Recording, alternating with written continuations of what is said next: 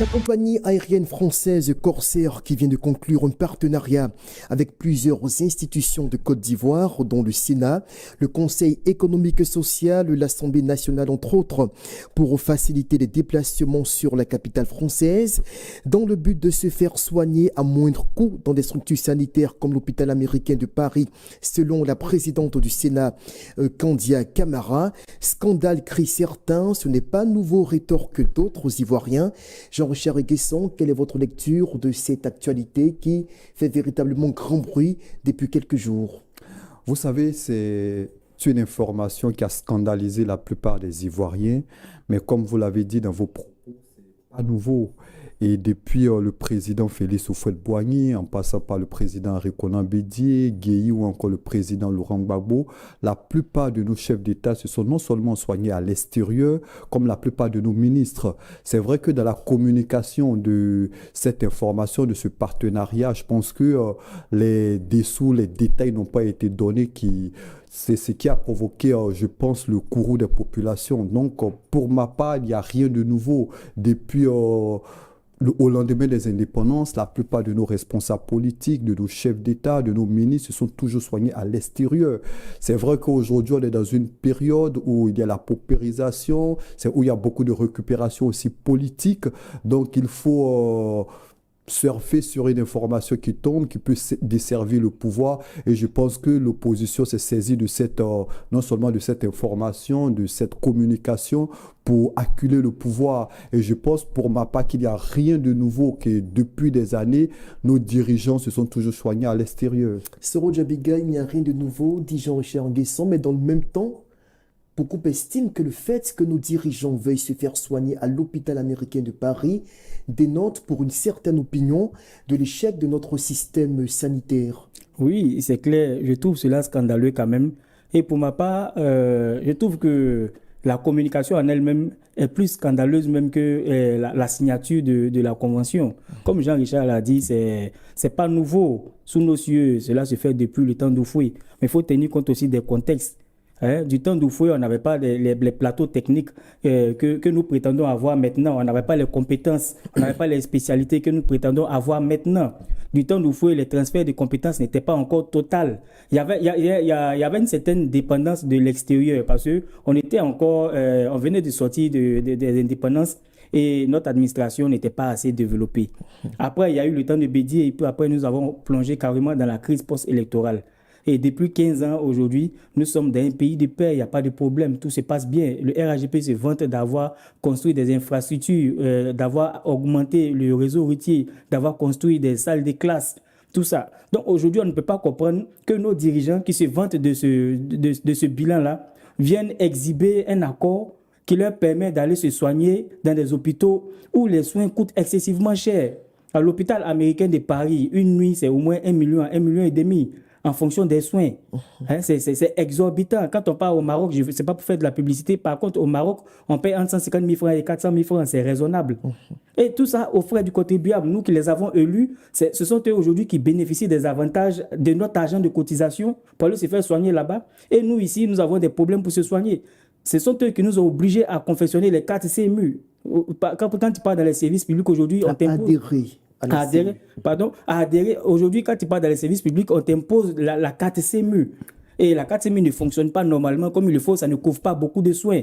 C'est autant de problèmes qui devaient attirer notre attention. Et je le dis, pourquoi ne pas construire un hôpital à l'image de l'hôpital américain de Paris, puisqu'ils aiment bien cet hôpital-là. Déposer un hôpital à l'image de cette infrastructure-là, et qui va leur permettre eux-mêmes de se soigner là-bas, même si ce n'est pas accessible à nous, mais au moins nous serons fiers de dire que nos dirigeants se soignent ici en Côte d'Ivoire. Très bien, Jean-Richard Guesson, je voulais rajouter quelque chose là-dessus, vous me permettez. Très rapidement. Je vais prendre aussi, nous avons pris le côté j'ai abordé la question de l'hôpital, je n'ai pas abordé la question de la convention avec Corsair. Il y a Air Côte d'Ivoire qui lance bientôt sa ligne directe avec Paris. Pourquoi ne pas soutenir cette initiative-là? Pourquoi ne pas soutenir ces champions nationaux-là pour qu'ils deviennent de plus en plus grands? Et aujourd'hui, on va faire la promotion de la concurrence. Ça répond à quoi? C'est du mépris. Je trouve que c'est vraiment du mépris. Alors, au-delà de cela, il y a surtout la question des soins. Des soins, c'est ce qui choque surtout l'opinion quand certains se disent que nos élus qui prétendent nous offrir un système sanitaire aux normes internationales doivent se déplacer pour aller à l'étranger sur les frais du contribuable, comme Soro vient de le dénoncer tout à l'heure. Dans le même temps, un plateau technique qu'on pourrait installer ici en Côte d'Ivoire pour permettre à ceux qui en ont les moyens d'avoir accès aux soins les plus huppés, les plus modernes. Jean-Richard Nguessan, votre réaction à cette proposition que vient de faire Soro Djabiga? Avant de répondre à cette question, il faut rappeler à toutes fins utiles qu'il y a eu beaucoup de progrès. Il faut le reconnaître en matière de santé depuis 2011. Vous savez, près de 250 nouvelles constructions de centres de santé au niveau de la Côte d'Ivoire. Lorsqu'on prend les CHR, c'est plus de 5 CHR qui ont été construits, non seulement à Boissot, à Dzopé, à Man, à Boaké, à San Pedro. Quand vous prenez les hôpitaux généraux, il y a Yopougon à Thiers, c'était le PMI de Yopougon situé à la Sékoji qui s'est transformé, qui s'est mué en hôpital général. Il y a Danané, il y a Meyagui, et il y a plus de 243 établissements sanitaires de premier contact. Cela veut dire quoi? Qu'il y a eu énormément d'évolution. Quand on prend au niveau du plateau technique, au niveau des IRM, il y a cela quelques années, notamment en 2011, il n'y avait qu'un seul. Et cela était au CHU de Treichville. Mais aujourd'hui, en 2024 notamment, on a 11 IRM, dont 6 à l'intérieur du pays. Lorsqu'on prend les scanners, il n'y en avait que 3 en 2011. Aujourd'hui, en 2024, il y a plus de 21 scanners. Donc, les évolutions sont notables. C'est vrai que c'est une information, c'est une communication qui dérange. Quoi qu'on dise, aujourd'hui, de 2011 jusqu'à 2025, aujourd'hui, au niveau en matière de santé, il y a eu des progrès et il faut le reconnaître. Vous savez, en 2011, on avait 11 383 infirmiers, sages-femmes ou médecins. Mais aujourd'hui, on a plus de 33 311 infirmiers. C'est un bond qualitatif. Et je pense qu'en matière de santé, la Côte d'Ivoire, le régime RHDP a apporté énormément. Moi, ce qui dérange peut-être dans cette communication, c'est que ils auraient pu apporter un peu plus de détails pour ne pas que ça choque l'opinion. Mais la question, c'était surtout de savoir pourquoi ne pas implanter ici, dans nos murs, une structure sanitaire qui puisse rivaliser avec l'hôpital américain de Paris, par exemple, où la plupart d'entre eux vont se faire soigner. Vous savez, même si il advenait la mise sur pied ou la construction d'un plateau technique de dernière génération, vous conviendrez avec moi que certains de nos leaders politiques, certains de nos dirigeants vont continuer à aller se soigner à l'extérieur. On le voit avec le roi du Maroc. Mais pas avec les moyens de l'État. Vous convenez avec moi que le Maroc a un plateau technique des plus huppés en Afrique. Mais force est de constater que le roi du Maroc se soigne constamment en France ou en Allemagne. On parle d'un royaume, il n'a pas de compte à rendre. Ici, c'est un État démocratique. Au-delà de cet aspect, il y a des politiques dans certains pays très développés qui n'empêchent le développement du plateau technique qui vont à l'extérieur pour se faire soigner. Moi, je veux rappeler qu'au-delà du scandale qu'on veut mettre en avant, on ne met pas en avant, c'est eux qui l'ont mis en avant. Rapidement. Au-delà de ce qui se dit ou ce qui se raconte, depuis des lustres, je l'ai rappelé, Soro a 10 secondes, Jean-Richard. Que sous Oufoué, le plateau technique n'était pas très huppé. Mais n'empêche qu'aujourd'hui, à cette époque-là, on avait des centres de santé qui quand même connaissaient un certain développement. On ne peut pas comparer la technologie des années 90 aux années 2015. Je suis désolé. J'aimerais rappeler à Jean-Richard qu'au nord, dans tout le nord complet, il n'y a pas des plateaux techniques assez développés pour prendre en charge certains malades. Nous sommes obligés de faire la distance du nord, depuis Korogo, Wangolo, Odiné, jusqu'à Boaké.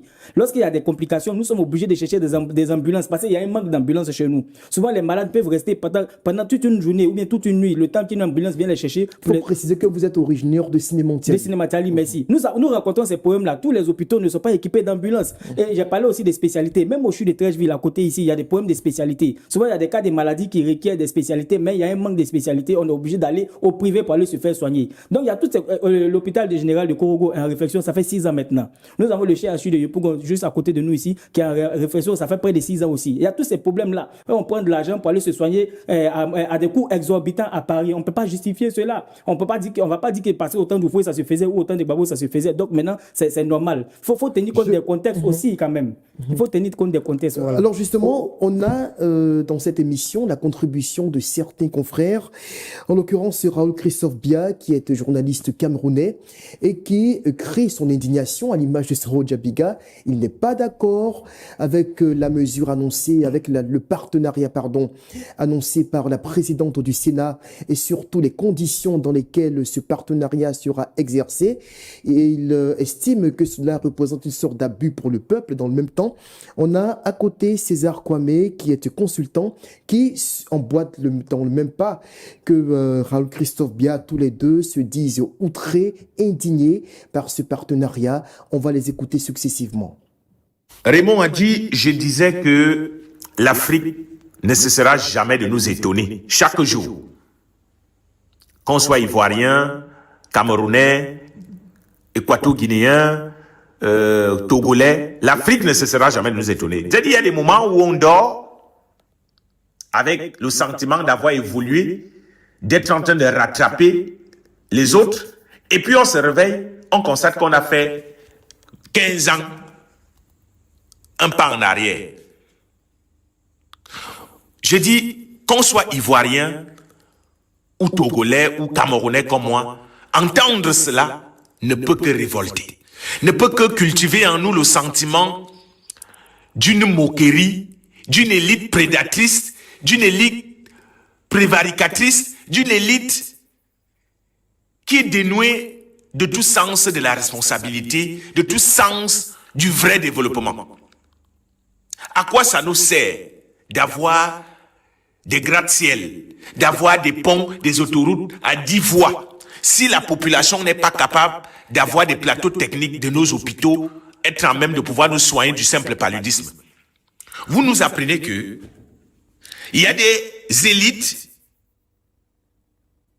qui signent un partenariat santé pour aller se faire soigner à l'hôpital américain de Paris.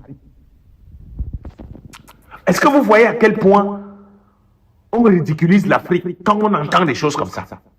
C'est-à-dire que, en français facile, on nous apprend que certaines factures de l'hôpital américain de Paris seront payées par les parlementaires ivoiriens.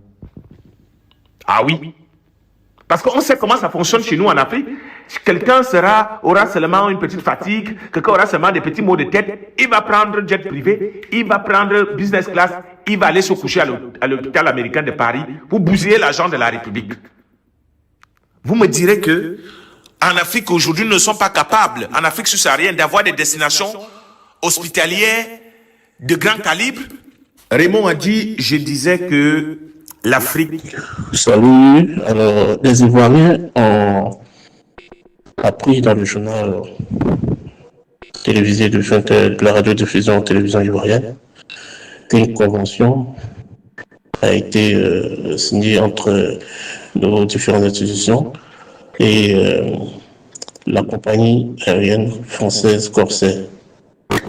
Convention qui couvre un peu des soins au niveau de l'hôpital américain de Paris et aussi qui permet aux officiels de bénéficier des tarifs préférentiels avec la compagnie Corsair. Alors, c'est honteux.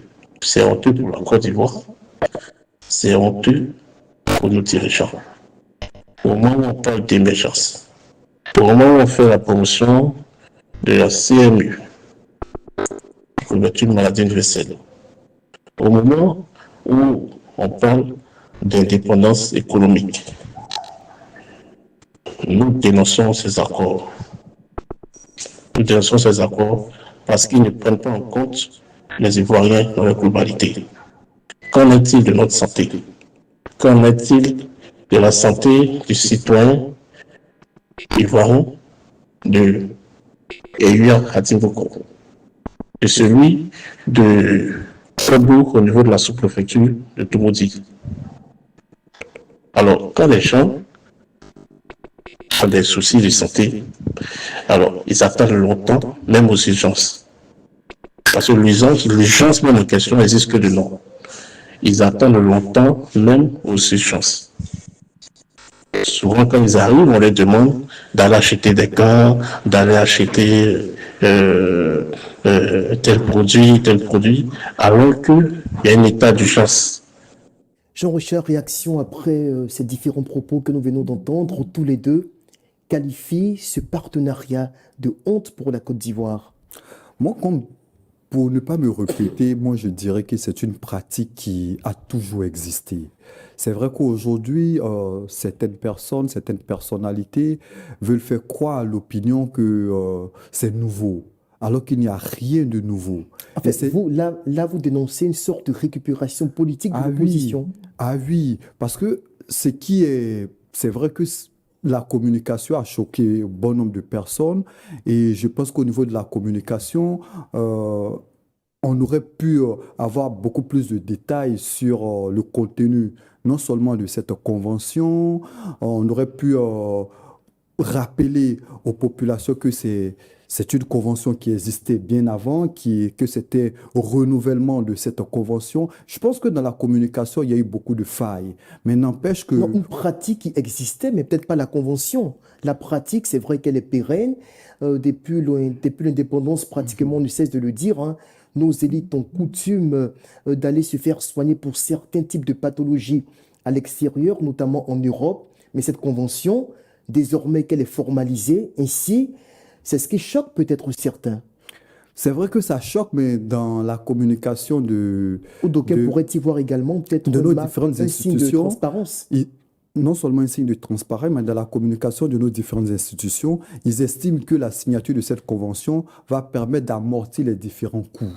Je pense qu'au-delà de ce qui peut choquer, c'est une pratique qui aurait pu se faire en catimini entre les responsables de nos différentes institutions, entre nos différents leaders politiques ou nos élus. Mais en catimini, aujourd'hui, avec l'argent du contribuable ivoirien. mais vous C'est ce que reprochent les détracteurs de mais vous cette convention-là. Mais au-delà de cet aspect, ce qu'il faut noter, c'est qu'aujourd'hui, en matière de santé, il y a eu énormément Oui, d'évolutions. justement, ces évolutions Et que certains les- appellent nos les- dirigeants, nos élites, à chercher à en profiter.